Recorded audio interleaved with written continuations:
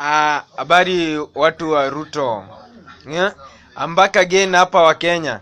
Kuna hii swali watu wanashindanga wakiuliza.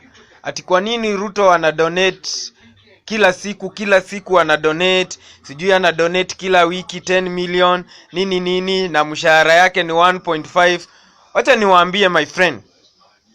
Wewe ukiwa mwelevu, hakuna mtu anaweza kaa MP for 10 years na vice president na minister for some few years, alafu unalipo mshahara, alafu ikue we ni mjinga sana na yeye ni kumbafu, unategemea mshahara.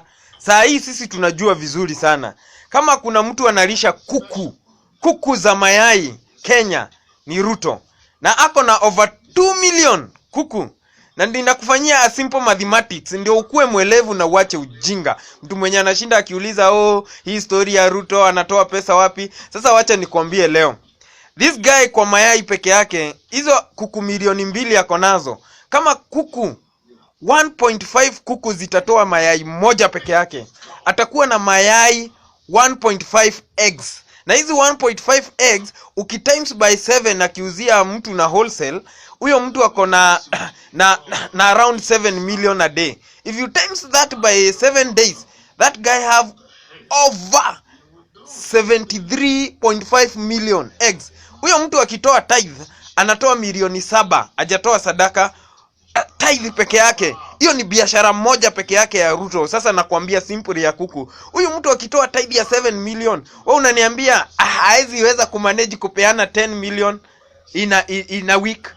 So hiyo ni ujinga yenye mko nayo, juu mnafikirianga juu wewe unalipwa, unakula mshahara unamaliza. Watu wengine wetu tumehaso, tulianzia na shilingi 3,000 kufanya biashara, na sasa hii tumemove a step. Mtakuja pia mseme sisi ni wezi juu tumemove a step na tuyuko kwa serikali. Sisi ni corruption gani tumefanya? Tumejua kufanya biashara na tunafuata Ruto. Ruto anafanya biashara na sisi tunatoanga tithe. Tukitoa tithe kila siku kwa kanisa, na juu nilikuwa chokora, sasa hii unaanza kusema mimi ni mwizi. Wewe ni kumbafu, mtu ni kumbafu. Si ufanye biashara. Fanya biashara upate pesa, toa tithe. Ukitoa tithe nani atakuuliza? Na ndio hapo Ruto anaweza kutoa kwa kuku peke yake. Nimekwambia Ruto anaweza toa kila wiki shilingi 10 million za tithe. 10 million za tithe. Na hizo ndio anatoanga akipeana. So sasa wewe ushinde huko mshahara ya 1.5 ni nini hiyo? Sasa hiyo ni nini mnashinda mkipayuka? Kweni welevu. Tunawafanyia simple mathematics.